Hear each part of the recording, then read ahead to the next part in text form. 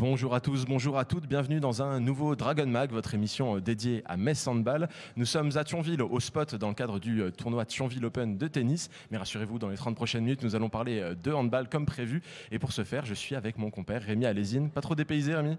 Non, parce qu'on peut jouer aussi au handball, au spot. Alors il faudrait monter les terrains de tennis, mais il y a deux beaux terrains. Salut Mathieu. Il va y avoir besoin de faire un peu d'installation pour rejouer au handball. Mais bon, on va déjà laisser le tournoi se terminer gentiment. Alors au sommaire de cette émission, le match contre Besançon en coupe, le tirage au sort de la coupe également, qui a fait beaucoup parler ces derniers jours. Et surtout, une grande interview avec Camille Depuiset. On ne l'avait pas beaucoup entendue cette saison. Et elle s'exprime justement sur sa situation et ses ambitions jusqu'à la fin de l'année. Ce sera un petit peu plus tard dans l'émission. Pour le moment, place à la première mi-temps.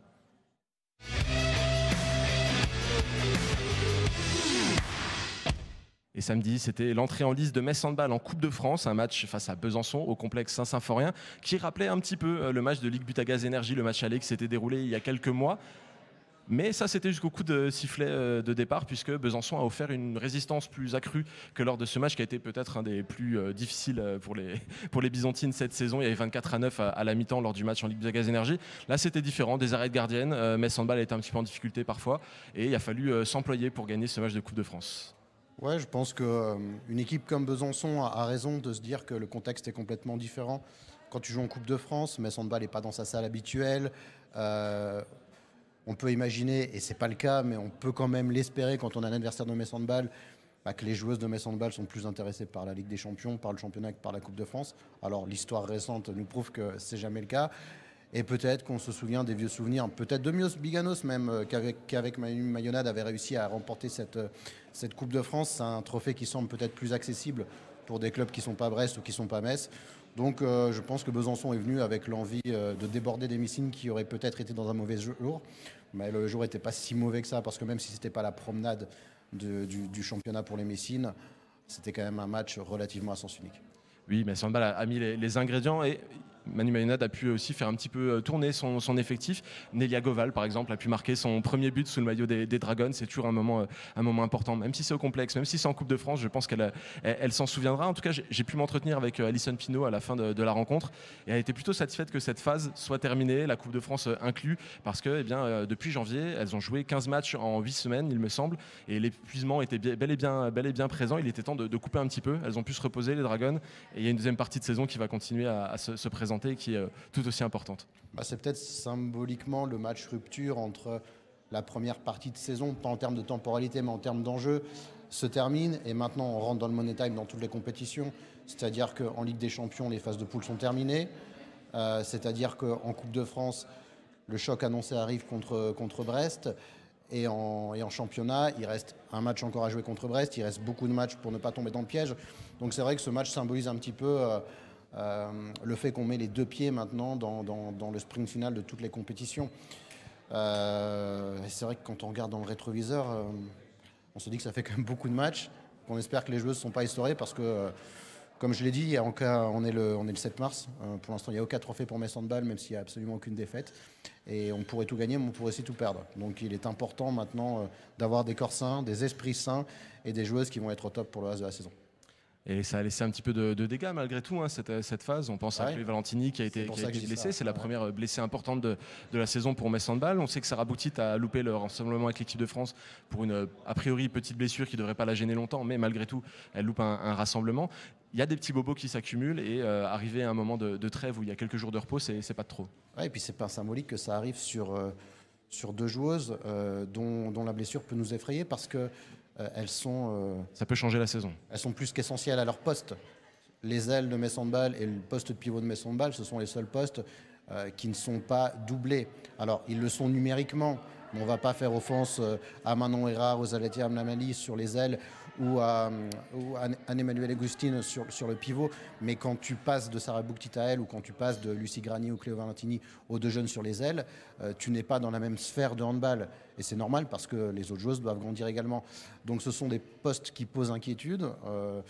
On tremble toujours plus quand on voit Sarah Boutit ou Cléo Valentini qui sont blessées que lorsqu'on aurait une joueuse sur la base arrière où là, alors tout le monde a son importance dans le collectif de Metz Handball, mais la base arrière est tellement polyvalente qu'on peut se passer d'une joueuse sur un match. C'est plus compliqué sur ces postes-là et forcément ce sont des blessures qui nous rendent inquiets. même si on espère que pour Clément Valentini, c'est bientôt la fin du calvaire. En croire Emmanuelle Mayonnaud lors d'une récente conférence de presse. A priori, elle devrait revenir prochainement. On peut penser qu'elle sera préservée pour les matchs importants et qu'elle va revenir tranquillement. On ne va pas refaire le coup du match contre Brest où elle s'est aggravée sa blessure. Je pense qu'il y aura certaines précautions qui seront mises en place. En tout cas, suite à ce match contre Besançon, c'est une victoire 31-24 et le plus important, la qualification en demi-finale de Coupe de France. Sur les autres terrains, Paris a battu Saint-Amand, Toulon a battu Mérignac au bout du suspense, il faut bien le noter. Et la JDA Dijon s'est inclinée à domicile face au Brest-Bretagne Handball, assez lourdement d'ailleurs. Et il ne restait plus qu'à réaliser le tirage au sort. Eh bien, il a eu lieu cette semaine. C'est la main innocente, si on peut le dire, de Sébastien Gardiou qui s'en est chargé. Est-ce que tu as suivi ce tirage au sort, Rémi ? J'ai eu le verdict comme tout le monde. On reçoit beaucoup de messages et ça fait plusieurs années qu'on reçoit le même. Oui, c'est sûr. C'est la 3e année consécutive que Metz Handball va jouer en demi-finale à Brest contre le Brest-Bretagne Handball. Ça commence à être un petit peu redondant, surtout que ce sont les 2 plus grosses équipes du championnat. Tout le monde les attend en finale. Bon, ce sera encore une fois en demi. Est-ce qu'on risque pas l'overdose de ces matchs contre Brest cette année, Rémi ? Non, parce que ça fait le charme du paysage handballistique français féminin aujourd'hui. C'est-à-dire qu'il y a une énorme rivalité entre 2 clubs de très très haut niveau. C'est jamais arrivé. Il y a déjà eu des rivalités, je pense à Metz-Besançon, mais Metz et Besançon n'étaient pas à l'époque parmi les meilleures équipes d'Europe, même si Besançon avait gagné une Coupe d'Europe, mais c'était pas la Ligue des Champions. Donc je pense qu'on doit être heureux de voir ces confrontations. On ne peut pas imaginer le résultat du match. On ne doit pas être insultant en disant que c'est une finale avant l'heure, parce que ce serait manquer de respect à des équipes comme Paris 92 ou Toulon, qui doivent eux aussi faire une demi-finale, et il y aura une finale derrière. Le simple regret que j'ai, moi, au-delà d'aller jouer à Brest, c'est la vie, c'est le destin, c'est qu'on se prive d'une promotion encore meilleure pour le handball féminin qu'on pourrait présenter avec un Metz-Brest en finale, parce qu'on sait que c'est une vitrine très importante pour le handball, cette finale-là. C'est vraiment la fête du hand, d'autant que c'est de retour à Bercy. Et j'ai le regret qu'on ne puisse pas présenter, si les 2 clubs se qualifient également, évidemment, une grande partie de l'équipe de France, ce qui montrerait une confrontation entre Metz et Brest. C'est le seul regret que j'ai pour le handball. Après, moi, je ne fais pas une overdose des matchs contre Metz et Brest, parce que je les attends vraiment, vraiment avec infiniment d'impatience à chaque fois. Si tu les attends, tu risques d'être servi, puisqu'il reste encore le match retour en championnat, il reste ce match en Coupe de France, et si Brest fait le boulot, ça pourrait être aussi le cas en quart de finale de Ligue des Champions, avec un match à Brest et un match à Metz. Donc on va en avoir, l'équipe de France sur le terrain va être plutôt bien représentée. En tout cas, pour cette Coupe de France, les demi-finales auront lieu le 5 avril.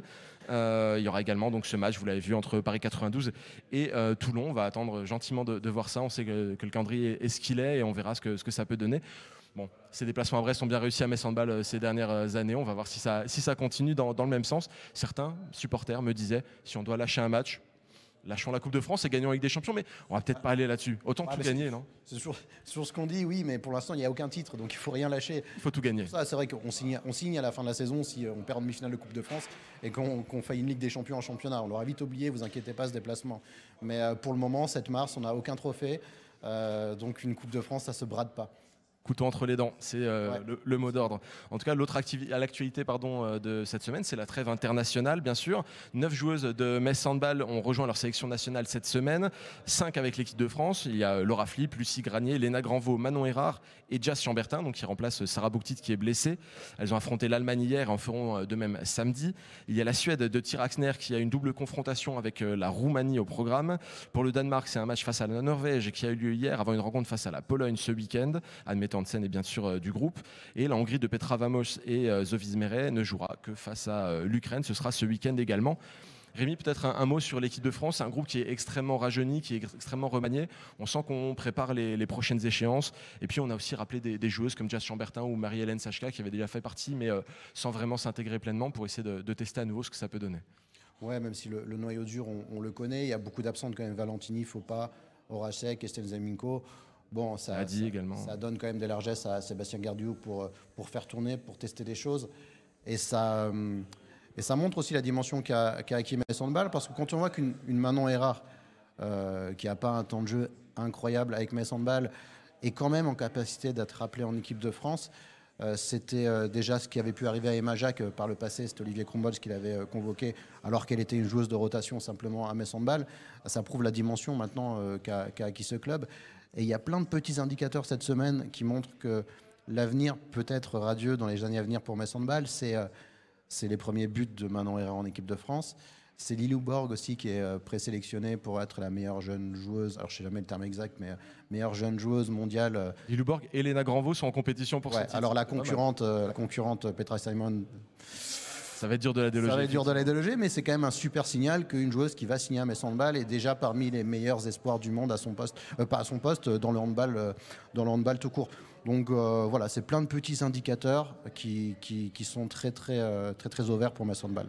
Alors tu as cité les premiers buts de Manon Errard en bleu, ça c'est mémorable bien sûr. Il y en a une autre qui a marqué un cap aussi dans sa carrière, c'est Laura Flip, qui a marqué son 300e but, elle, de son côté. C'est un club assez fermé finalement, les joueuses qui ont marqué 300 buts en équipe de France. Elle est avec l'équipe depuis 2016, il me semble. Ça dit quelque chose aussi sur la dimension de cette joueuse-là qui s'est imposée dans la durée en équipe de France.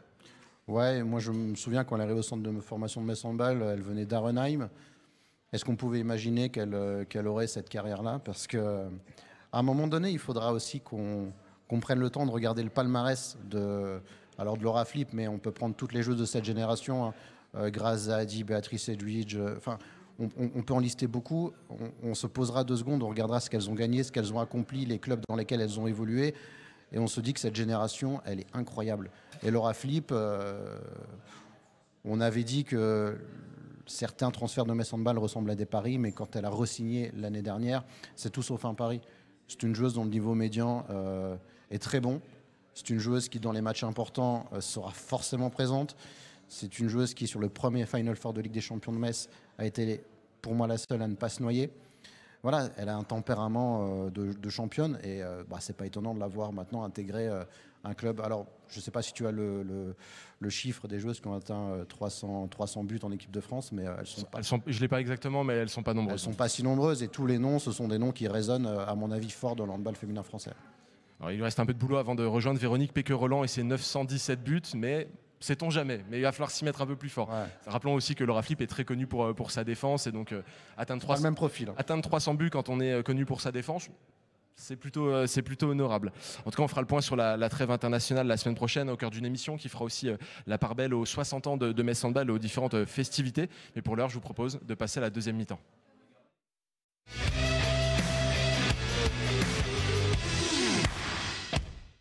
Elle ne s'était pas vraiment exprimée depuis le début de saison, en tout cas depuis que sa saison a un petit peu basculé dans un trio de gardiennes. J'ai pu rencontrer Camille Depuiset cette semaine pour discuter de sa situation, son ressenti et puis sa dynamique d'une manière générale. On sait qu'elle a cumulé jusqu'à 8 matchs sans jouer à un moment donné. Elle continue à rester focus. Je suis allé à sa rencontre effectivement avec Clément Dumais et Émeric Guillaume. Je vous propose de voir un extrait de l'entretien, on va en discuter ensuite. Un événement marquant de cette saison à ton poste notamment, c'est l'arrivée de Cléopâtre Darleux qui rebat un peu les cartes en début de saison. Comment est-ce que toi tu as vécu l'arrivée de Cléopâtre ? C'est vrai qu'un fonctionnement à 3 c'est toujours particulier, que ce soit avec Cléopâtre ou une autre gardienne, c'est pas quelque chose que j'avais envie de vivre et on avait été au clair avec ça aussi avec le club. À la fin de mon contrat l'année dernière, j'ai voulu prolonger l'aventure ici parce que sur le papier et les différents échanges que j'avais pu avoir avec le président et la direction, tout me poussait à poursuivre cette logique-là. Quand je suis arrivée ici, j'avais aussi envie de m'inscrire dans la durée ici parce que je me sentais bien dans ma vie autour, avec les supporters, dans un club qui performe en Ligue des Champions, qui m'offre des opportunités de visibilité et de continuer aussi à avoir un niveau de jeu au quotidien qui me permet de progresser. Malheureusement, des faits qui sont un petit peu, on va dire, pas de mon ressort, ont amené à une situation totalement différente. C'est vrai que c'est pas ce qui était prévu du tout. J'ai, comme dit, été dans beaucoup d'incertitudes parce qu'on est dans un petit milieu et les choses vont et se savent très vite et sont venues à mes oreilles bien avant que aussi que ce soit par la presse ou autre, avant que je sois informée directement par les personnes qui, je pense, auraient dû m'en informer plus tôt. Je ne suis pas la seule à pâtir aussi forcément de cette situation. On est deux, on avait commencé aussi la saison à deux. Il y a commencé à avoir déjà peut-être des rumeurs d'un trio en juin dernier. Et quand j'étais allée demander des informations, on m'a dit qu'il n'en était pas du tout question. Peut-être des choses aussi que je ne sais pas, je n'ai sûrement pas tous les tenants et les aboutissants, ont fait que je comprends qu'une opportunité se soit présentée et que le club ait peut-être eu envie de mettre toutes les forces en présence de leur côté. Mais c'est vrai que ça a un peu été du coup une surprise quand ça s'est présenté, parce que c'est pas ce qui était prévu, c'est pas ce que je m'étais imaginé et la projection que j'avais dans ma tête. Donc voilà, j'ai commencé la saison aussi en juillet avec beaucoup d'incertitudes pendant 1 mois, 2 mois, jusqu'à que ce soit officialisé et qu'après on prenne nos marques et qu'on rentre dans un trio qui, comme aussi le staff me l'a indiqué, on est dans une rotation à 2 et pas à 3. Donc c'est aussi encore quelque chose d'un peu différent. Justement, tu le dis, ça a eu un impact sur ton jeu, cette arrivée d'une gardienne supplémentaire dans le groupe. Il y a une série à un moment donné de 8 matchs où tu rentres pas en jeu, tu n'es pas sur la feuille de match, il y a un match où tu rentres pas. Qu'est-ce qui se passe à ce moment-là dans ta tête? Je pense que ce qui m'anime, ce qui m'a toujours animé et ce vraiment sur quoi je ne veux pas déroger, c'est de rester aligné avec mes valeurs et avec qui je suis. Et pour moi, tous les jours au quotidien, de m'investir à fond avec les ressources qui sont les miennes à l'heure actuelle, parce que des fois ton 100% c'est peut-être ton 50% d'un jour où tu es en meilleure forme, mais ça reste ton intention, tu es à 100%. C'est vraiment ce sur quoi je veux pas déroger. Je veux pouvoir rentrer chez moi le soir et me dire que j'ai fait tout ce qui était en mon pouvoir. Bien sûr que j'ai souvent peut-être pas fait toujours bien, ou que j'ai parfois aussi moi aussi fait des erreurs, mais je pense que depuis que je suis arrivée ici, et que ce soit ici ou ailleurs, dans mon quotidien, je m'engage à 100%. Je veux rester ultra professionnelle par respect pour mes coéquipières, pour mon club, pour les gens qui travaillent aussi autour de moi, mais surtout et avant tout pour moi, pour pouvoir me dire que peut-être qu'il y a des éléments et des facteurs extérieurs et un contexte qui font que ça se passe peut-être pas comme je le souhaiterais, mais au moins moi j'ai essayé de faire tout ce qui était à mon possible pour avoir un impact différent sur la situation. Alors on écoutera un deuxième extrait tout à l'heure, mais je voudrais déjà réagir avec toi, Rémi. On voit une jeune femme qui a pu peut-être souffrir de la situation à titre personnel, mais on voit aussi une joueuse qui est restée focus et qui continue d'attendre qu'une occasion se présente pour pouvoir se montrer, et qui essaye de se montrer sur son meilleur jour en tout cas.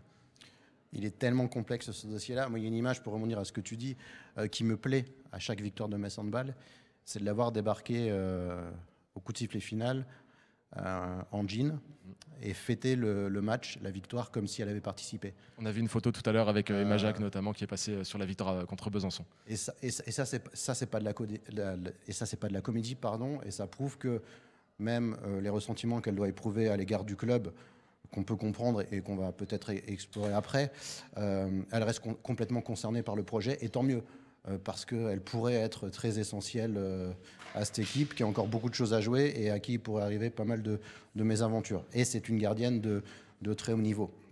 Maintenant, si on va un petit peu plus loin, et dans l'extrait, elle dit c'est pas ce qui était prévu.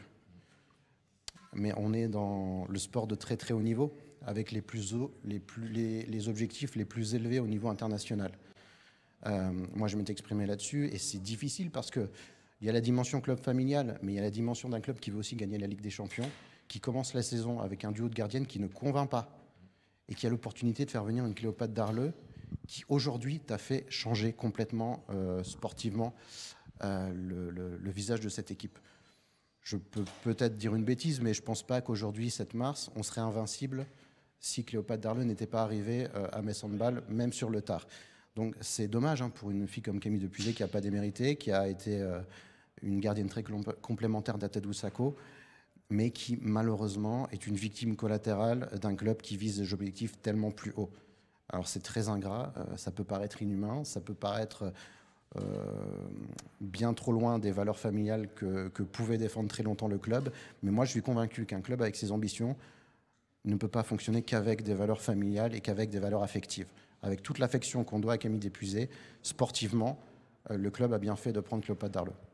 Ça reste malgré tout une joueuse de très haut niveau, internationale française, qui a l'ambition d'y revenir, etc., qui va essayer d'aller chercher des objectifs. Ce qu'on peut retenir aussi de cet extrait, c'est le moment où elle dit c'est un trio, d'accord, mais on m'a signifié que c'était un duo en réalité. Et en fait, elle sort un petit peu des plans et ses opportunités vont être très très minces jusqu'à la fin de saison. C'est intéressant aussi de voir aussi que il faut rester focus dans ces moments-là. C'est, comme tu l'as dit, le broyeur du très très haut niveau qui veut que peu importe les états d'âme, il faut aller de l'avant. Elle est là la question que je voudrais explorer un peu plus. J'ai pas la réponse. Cléopâtre Darleux est incontestablement la gardienne numéro 1. Elle fait partie des 3 meilleurs à son poste au monde actuellement. Vous pouvez me contredire si vous voulez, vous m'en trouverez peut-être 4, mais pour moi c'est le cas. Pour une joueuse qui était en pré-retraite à un moment donné, c'est quand même pas mal. Derrière, j'attendais alors soit une lutte un peu plus âpre, soit une concurrence un petit peu plus juste entre Sophie Sméret et Camille Depuisé. C'est-à-dire qu'elle soit écartée pendant 7 ou 8 matchs des feuilles de match, je n'ai pas forcément compris. Est-ce que c'est parce qu'on n'a pas voulu lui donner sa chance? Est-ce que c'est parce que Sophie Sméret a plus convaincu qu'elle à l'entraînement ou lors des quelques minutes qu'elles ont eu à jouer? C'est possible aussi. Ce que je sais, c'est que les 2 gardiennes qui ont été alignées au début de saison n'ont pas fait de miracle. Alors c'est ingrat de dire ça parce que l'équipe a commencé la saison au ralenti et s'est révélée après le fameux match déclic contre FTC dans lequel Darleux a été étincelante. Mais face à ce constat-là, face aux objectifs du club, il a fallu réagir et se saisir de l'opportunité d'Arleux. Voilà, il n'aurait pas été incohérent de penser qu'elle aurait pu être la 2e, la 1 bis, si on peut appeler ça comme ça. Mais bon, c'est plus Sophie Sméret qui occupe ce poste-là aujourd'hui. Maintenant, ça reste une parenthèse, hein. Une carrière, c'est long. C'est peut-être une saison qui est un tantinet trop blanche pour Camille Depuisé.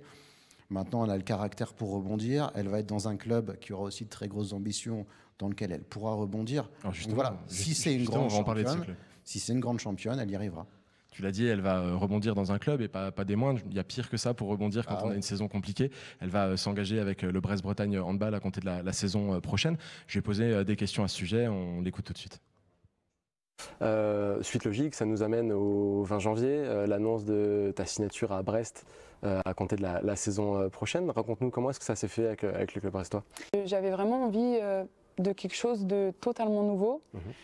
C'était soit je partais vraiment dans quelque chose de totalement différent, partir à l'étranger m'a toujours beaucoup attiré et j'aimerais un jour vivre cette expérience aussi parce que personne ne te connaît, tu connais personne. Tu es obligé de repartir à zéro et d'être concentré que sur toi et ton jeu. Et je trouve que ça aurait été aussi peut-être le bon moment de, on va dire, voilà, faire un peu table rase de ce qui vient de se passer et repartir sur quelque chose de complètement neuf. Et puis Brest m'a contacté dans cette période un peu de trouble, un peu avant. On s'est contacté un peu avant la fin d'année. Donc ça s'est paradoxalement fait assez vite, mais ça a quand même été un gros questionnement chez moi. Parce que je ne savais pas ce dont j'avais besoin et ce dont j'avais envie. Et on a beaucoup échangé avec le staff technique, avec la direction du club, tout ce qu'il y a comme encadrement autour. Et j'ai une façon de... Pour moi, je reste persuadée qu'il est possible de performer dans le sport de haut niveau, peut-être maintenant par des biais différents que ce qu'on a pu ancrer ces dernières années dans des manières de faire. Bien sûr, je sais, on dit souvent on n'est pas un bond de bisounours, mais je reste persuadée qu'il est possible d'avoir une certaine dimension autre et humaine dans ton quotidien, une certaine approche. Et en fait, le vécu et l'approche handballistique et de l'entraînement de Raphaël et Sandrine m'ont beaucoup parlé. Et on s'est retrouvés pas mal sur ce point-là. Et la structure, le travail que le club met en place depuis des années aussi pour continuer à avancer, je me suis dit, écoute, let's go. Alors, je prends des pincettes, normalement ce sera un duo avec Floriane André, 100% français. Qu'est-ce que tu attends de ce nouveau duo que tu vas pouvoir former? Pour moi, on est à un poste tellement déjà compliqué et ingrat que c'est pour moi, il est inimaginable de faire en sorte de ne pas bien s'entendre avec son duo. Bien sûr, Florian et moi, on est toutes les deux encore jeunes, on a toutes les deux des grandes ambitions, on aspire toutes les deux, je pense, à s'installer en équipe de France. Mais je pense qu'une saison, c'est très long. Comme je le redis, on a un poste qui est compliqué. Et je l'ai vécu un peu avec Atadou. Quand je suis arrivée, on a très vite vu qu'en fait, on allait être nos meilleurs alliés et qu'il fallait qu'on s'entraide pour si c'est pas toi, c'est moi, et si c'est pas moi, c'est toi, et tant mieux. Et le but, c'est qu'on ne prenne pas un but par match, même si c'est pas possible. Alors Rémi, il nous reste une petite minute pour réagir à tout cela. Qu'est-ce que tu en retiens de ce qu'elle nous dit sur sa signature à Brest et de l'ambition qu'elle a de continuer à progresser dans ce club? Je pense qu'elle a raison à fond de saisir cette opportunité. Et on pourrait lui en vouloir aujourd'hui de s'engager chez le rival du club messin. On imagine qu'elle aura à cœur de venir le couteau entre les dents lors des prochaines confrontations la saison prochaine. Mais voilà, la vraie saison du rebond ou pas pour elle, ça va être la saison prochaine. Si elle est capable effectivement de montrer au monde français du handball qu'elle a les épaules pour être une rivale, alors à la fois une rivale et une coéquipière de Florian André, ça prouvera qu'elle a beaucoup d'arguments. Donc il est intéressant pour elle et pour nous de voir à quel point elle sera capable, elle aura les épaules pour rebondir après une saison qui, on peut aisément le comprendre, est compliquée à traverser pour elle. En tout cas, on aurait envie de discuter encore de ce sujet pendant longtemps. On pourrait, il est assez dense, mais on arrive à la fin de cette émission. Si vous le souhaitez, cette interview complète est disponible sur moselle.tv en format long. Elle fait quasiment 30 minutes, cette interview avec Camille Depuget. Il y avait beaucoup de choses à aborder. Vous pouvez la retrouver sur moselle.tv, comme je le disais. Et pour le moment, Rémi, je vais te remercier d'avoir été présent au spot au Thionville Open pour cette émission. Et je vous remercie également de nous avoir regardés. On se retrouve la semaine prochaine pour un nouveau Dragon Max. Ce sera vendredi à 19h, bien sûr. À la semaine prochaine.